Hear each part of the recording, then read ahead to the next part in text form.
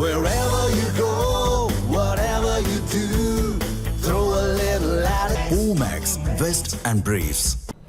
அதிமுக சார்பில் ராயபுரம் சட்டமன்ற தொகுதியில் போட்டியிடும் முன்னாள் அமைச்சர் ஜெயக்குமார் வேட்புமனு தாக்கல் செய்கிறார். அந்த காட்சிகளை பார்க்கலாம்.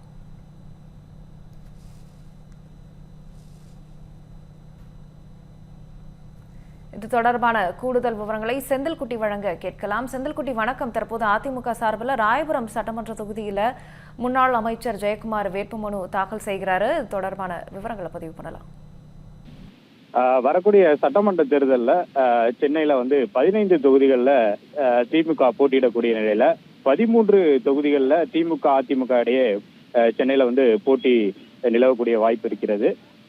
இந்த நிலையில அதிமுக சார்பில் ராயபுரம் சட்டமன்ற தொகுதியில போட்டியிடக்கூடிய முன்னாள் அமைச்சர் ஜெயக்குமார் அவர்கள் தற்போது அவருடைய வேட்பு மனுவை ராயபுரம் மண்டல அலுவலகத்தில் இருக்கக்கூடிய தேர்தல் நடத்தும் அலுவலர் பன்னீர்செல்வத்திடம் தற்போது வேட்புமனுவை தாக்கல் செய்ய இருக்கிறார்.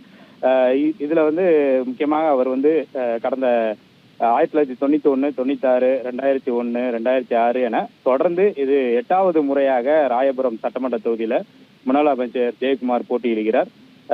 1996, 2021 ஆகிய தேர்தலில் அவர் தோல்வி அடைந்த நிலையில தற்போது இந்த வேட்புமனு தாக்கல் செய்கிறார்.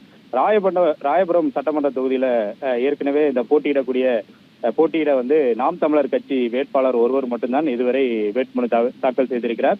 ஒரே ஒரு நபரை தவிர வேறு யாரும் வேட்புமனு இதுவரை தாக்கல் செய்யாத நிலையில இன்று அதிமுக வேட்பாளர் ஜெயக்குமார், அதே போல திமுக சார்பில் வேட்பாளர் சுபேர்கான் ஆகியோர் இன்று வேட்புமனு தாக்கல் செய்கிறார்கள். இதன் காரணமாக 3 பேர் இந்த தொகுதியில ராயபுரம் தொகுதியில போட்டியிடுவதற்காக இதுவரை வேட்புமனு தாக்கல் செய்திருக்கிறார்கள்.